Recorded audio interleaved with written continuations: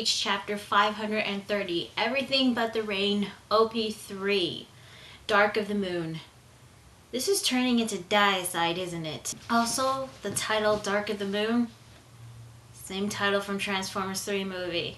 Anyway, for those who are wondering what I thought about the Transformers movies, first one was actually decent. The second one, not so much. The third one, better, but only because of Optimus Prime and Sentinel Prime, voiced by Leonard Nimoy. But, Also, if anyone was wondering my thoughts of Michael Bay directing the new Teenage Mutant Ninja Turtles movie, the Teenage Mutant Ninja Turtles, which I grew up watching the movies and the cartoons ever since I was a kid back in the 90s. Well, he called them aliens and he casted Megan Fox as April O'Neil. How the hell do you think I should feel about it? Anyway, back on topic, the new Bleach chapter. So the chapter begins with Karakura Town, 8:22 p.m., June 4th. We get to see two Shinigami, which we don't know their names, so it's most likely they're gonna die in this chapter. Although we did know some Shinigami's names, and they died, like the ones in Izuru's squad. Hell, we knew their Sheik guys, and hell, we knew the names of their Zanpakutos, and they're dead. At least I think they're dead. Is Izuru dead? Am I the only one who's wondering about that? Anyway, these two are patrolling Karakura Town, and they've also heard about the incident. And they run into Ishin Shiba, the captain of Squad 10. Of course, those you don't know, from the previous chapter, he went to Karakura Town to check out who's responsible for the incidents that have been going on. But we do get a bit of a pee joke going on when the Shinigami asked him, like, what are they doing here? And then he says, I was looking to drain the lizard, but kinda got lost. When things got serious, Ishin tells the Shinigami that once it starts raining, those two will be dismissed and head back to Soul Society right away. Because apparently in the incidents of the previous Shinigami, they died when it started to rain.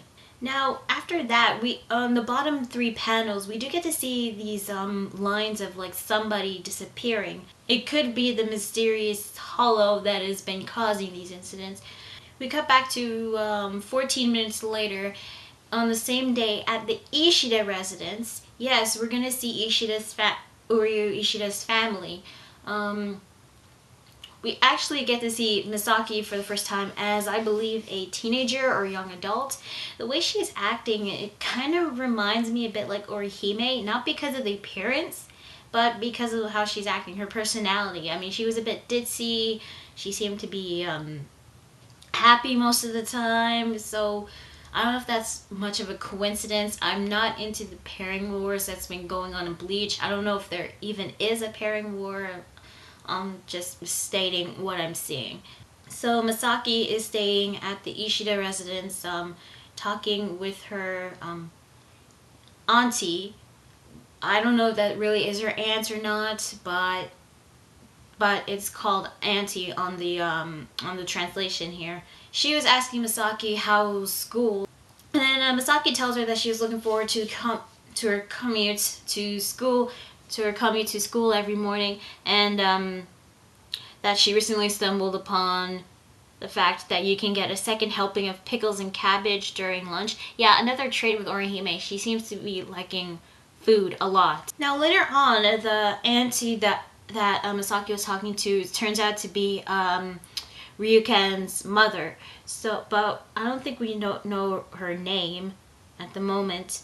But she asks Misaki how her holy training is going, which I'm assuming is the training that Quincy's go through. Misaki tells her that it's going baby steps, but Ryuken's mother is upset about this because, according to her, she is the only offspring of the Kurosakis that are pure Quincy's. Now, according to her, the last of the predecessors have passed. I mean, the number of Quincy's have been slowly dying down, and Misaki is one of the very few Quincy's. I'm guessing the only offspring that is a Quincy in the Kurosaki family. Now, I'm not sure if the Kurosaki clan is basically all Quincy's, but Misaki so far is the only pure Quincy left. So maybe it is a clan derived from Quincy's, but we're not sure. But we know that the Kurosakis and the Ishidas have been, I'm guessing they are connected because they are Quincy families in a way. Thus, why Misaki has been taken in by Ryuken's mother to train, to go through holy training and become a better Quincy. Since, yeah. But there is actually more to this because we do see Ryuken trying to stop her mother from scolding Misaki even further. So she decides to go to her room. But before she leaves, Ryuken asks about his father, which is Uryu's grandfather. And then she says he's still at Fuenfitis, I think that's how you say it.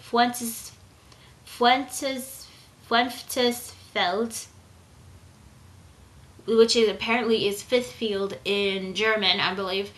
I don't know what the fifth field is. It looks like that Uryu's grandfather might be on a mission or something. Maybe he's in a meeting with other Quincy's. I'm not sure. So after she leaves, Ryuken actually apologizes for her mother's behavior, and it was because she's just feeling lonely ever since her husband left at the fifth field.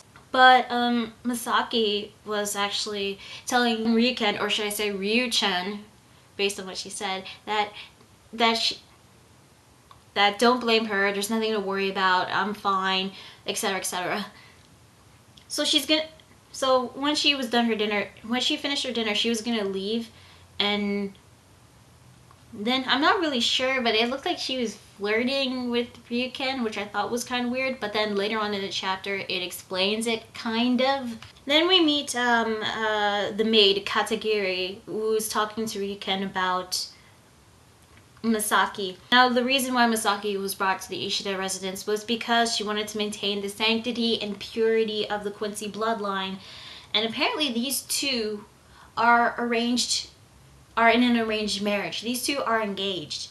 Now, I knew that Ryuken and Misaki had some sort of connection between the two, since, you know, it was confirmed that Misaki was a Quincy, and I guess we wanted to know the connection between Ishin and Ryuken, and I guess we know because Ryuken is Misaki's ex-fiance. Now, since despite them being engaged, Ryuken actually doesn't seem to love Misaki like that way, because he says marriage among Quincy's should be predicated on love, and it doesn't seem like he loves Misaki that way, but he does care about Misaki's happiness. So they do have some sort of relationship, but there have been rumors going on that Misaki and Ryuken might be cousins. Now, in some parts in Japan, in some families, it is okay to marry your cousin, but me, I kind of find it weird. So I don't know if Misaki and Ryuken are cousins or not. Despite their engagement, Ryuken just wanted Misaki to be happy and have a positive outlook on the future, but he is actually more concerned on the future of the Quincy's. And you know, from their conversation between Ryuken and Katagiri, I can't help but feel like the maid Katagiri might be Uryu's mother. She kind of does look like Uryu, sort of, or maybe it's because of the hair. I'm not really sure, but this is just me speculating that Katagiri might be Uryu's mother. Now, back with Ishin and the two Shinigami, it is starting to rain, and the Shinigami were deciding whether they should leave or not. One is saying that they should probably go back, but the other one is saying that they shouldn't, because if they go back to Soul Society, they might get demoted. Demotion or your life? Yeah, I think I'd rather take the demotion than getting myself killed. But these two aren't the smartest Shinigami out there, so they decide to stay, but just let the captain handle it and stay out of his way. Now, Ishin is actually wondering whether Shinigami are being targeted depending on their Ryatsu, whether they have large amounts or small amounts. So he decides to test it out, and so he releases large amount of Ryatsu, but the two Shinigami, one of them gets cut like head first like that, getting the top half of his head sliced open. Yep, they're dead. At least, obviously they are. I mean, you see 2 blood splatters, so yeah, they're most likely dead. So whatever was attacking the Shinigami actually didn't care about how big or intense the Ryatsu is. So Ishin tries to head to where the 2 Shinigami were, but something falls on the ground behind him, and we get to see what looks like a Vasto Lourdes.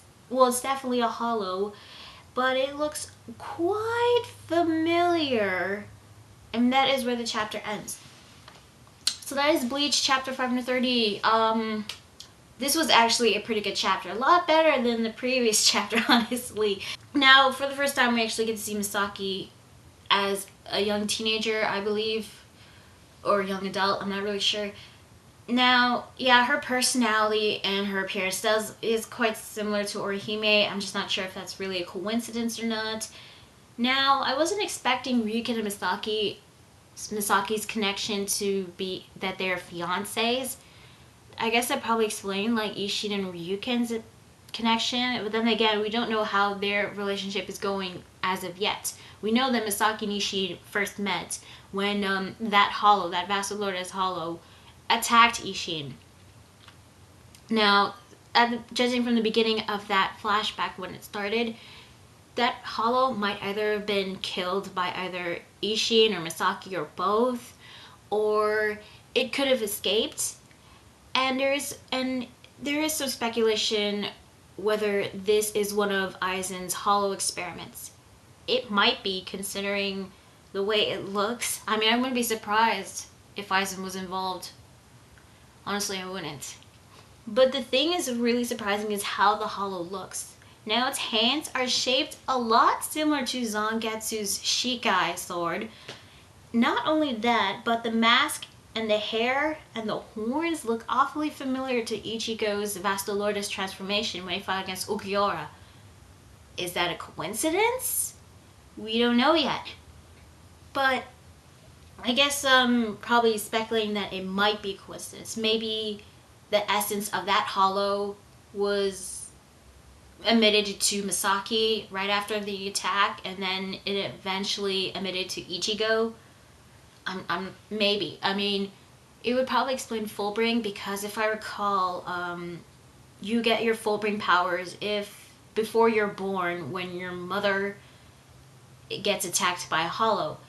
Now we know that Misaki will eventually get attacked by this hollow, so it would probably explain Ichigo's Fullbring powers. Now, will it probably explain Ichigo's hollow powers? Possibly. Maybe the essence of that hollow was, as I said, the essence of the hollow might have gone to, emitted to Misaki, and then eventually emitting to Ichigo, which would, and then I guess when he was going through the Shinigami training and he had to like turn into a hollow during the training, that probably awakened his hollow powers, which would make sense. I mean, considering how Ichigo managed to awaken his Quincy powers when the Vandermeck invaded Soul Society.